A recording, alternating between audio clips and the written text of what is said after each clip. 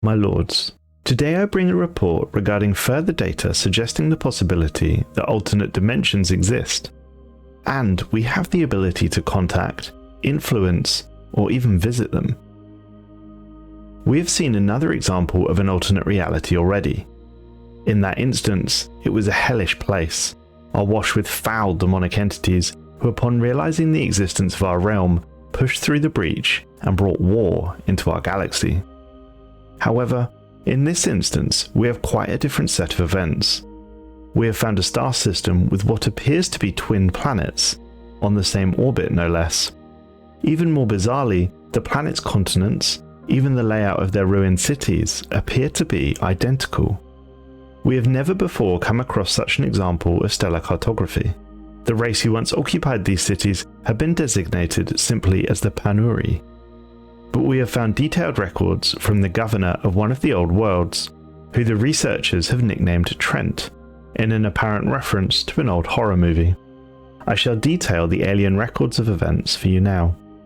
What can only be described as the dimensional portal has been discovered in a remote location on our homeworld, Hobbs End, where the prediction algorithms noticed a strange air current, which was eventually determined to be caused by the slight leakage of atmosphere into the portal. The rate of loss was far too small for it to make any difference to the life on Hobbs End, but the very existence of the portal did raise some disturbing questions, such as where does it lead to, and could something come through from the other side?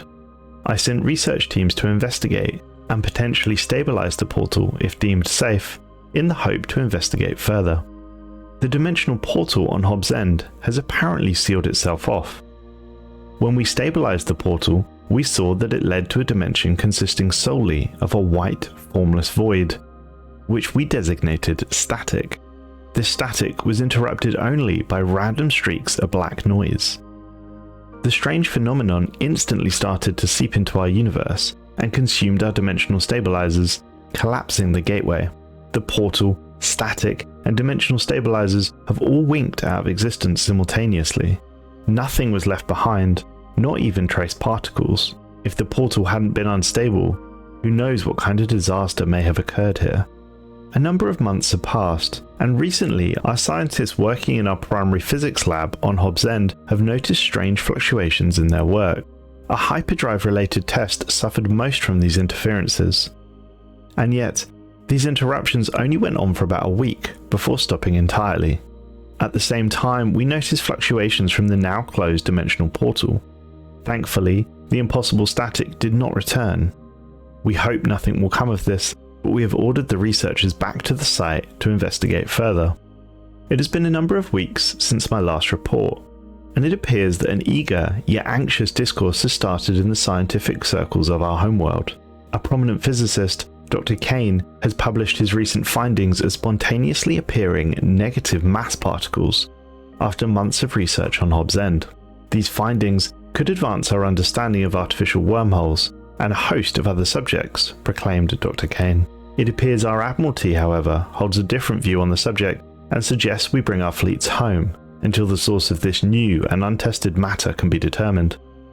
Today, the greatest minds in our empire gathered to listen to Dr. Kane's most recent ideas for using the negative mass particle. His speech, however, was interrupted. Emergency sirens screeched in every observational post and space station across the system, as our homeworld got a new fixture in the night sky. A rip in space, many times greater than the size of our star, now stretches over the horizon. It hues with great purple and blue energy. We have never seen anything the like of this before. Our defensive platforms have picked up a small fleet of fighters pouring through the event horizon. We are under attack. The small attacking fleet was quickly dealt with, and as the last corvette fell, an ensign manning the sensors of our monitoring starbase reported something quite curious.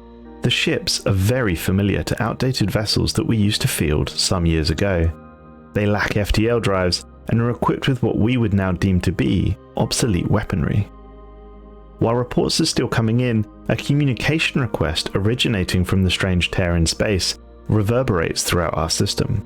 And most bizarrely, it's using our highest clearance codes from 10 years ago.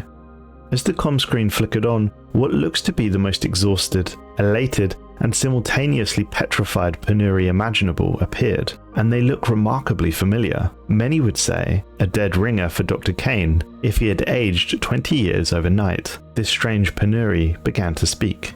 "Hello, Hobbs End Alpha. This is Beta. We are terribly sorry for what just transpired. You have to understand that that was a rogue and defunct element of our world's defensive collective forces. They thought that they could seize Hobbs End Alpha by force. I know these words might sound empty, but please believe me when I say we have no ill intentions towards you. I, and everyone else here, are from a parallel universe to yours. We don't know when, but we believe that the two realities split some time ago, and our universe has been unraveling ever since. We first noticed when a remote system started to disappear, and we have been hard at work trying to avoid certain doom. For the last few decades, all of our resources and ours have been invested in opening this transdimensional gateway, and it's only with our most experimental technology and advanced physics that we have managed to reach you just a few years before we think our reality will cease to exist." We asked them why they seemed to be lacking FTL capability, and got quite the response. Dr. Kane seemed at a loss for words. "You managed to crack FTL," he said. "Oh, what glorious news then. Those fools had no reason to attack you. The whole galaxy is available to us. Assuming you would be willing to help us, of course." Dr. Kane Beta ended his transmission with a final plea. "Our universe is doomed. There is no way to get around that. We have been building a giant transport ship for this day and implore you to let us send over refugees. Only our brightest children and most capable leaders will fit on these ships. Please save my civilization." Within a number of days, a summit of the top minds from every field gathered in our interstellar assembly to discuss the fate of our dimensional twins. Harsh and difficult debates were had throughout. Some suggested a hands-off approach. Studying the end of a universe could be very insightful. There was some talk about granting Dr. Kane Beta the request to evacuate as much of the planet as possible, while some mentioned how easy it would be to take whatever precious resource and energy stores the planet had left. Just as the summit was winding down, Dr. Kane Alpha took center stage and declared that he believed that using the new technologies brought from the Beta universe, there was a chance to bring the entirety of Hobbs End Beta into our own reality. After significantly more debate, ultimately it was decided that the best thing to do for both universes would be to try and bring Hobbs End Beta into our own dimension. As such, an immense undertaking began to occur. Scientists working across both dimensions set to work on how they were going to achieve this magnificent feat. Working with our twins would prove to be quite interesting.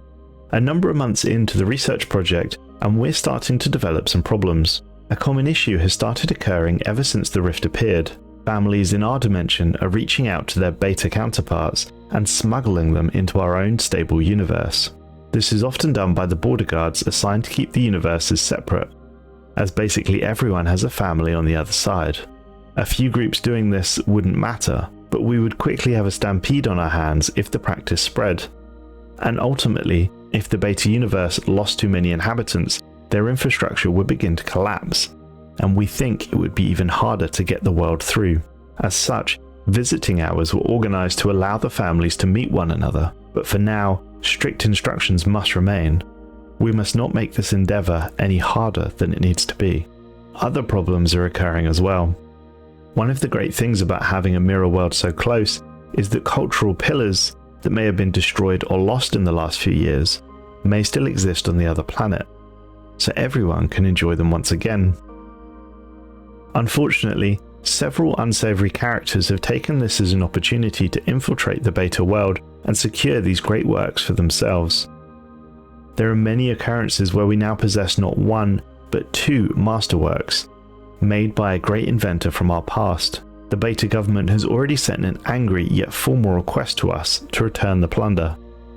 Although in many ways two is indeed better than one, we ultimately decided to return the great work and apologize profusely.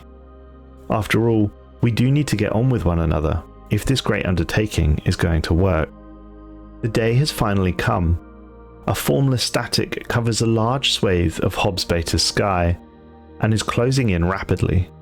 Dr. Kane Alpha and Dr. Kane Beta, working side by side, finished their arduous task. The negative mass stabilizers activated, and the air between worlds moved closer and closer. Just as it seemed the static would smother Hobbs and Beta, the rift winked out, and moments later, the negative mass stopped appearing at its former location. It was done. After months and study of research accounting for new gravitational worlds and habitable zones, our star system now has a newly inhabited planet. Just this once, it appears that everybody lives. A rare outcome in a Stellaris game for sure. As ever, if you want to hear more Stellaris stories, please click the video on screen now.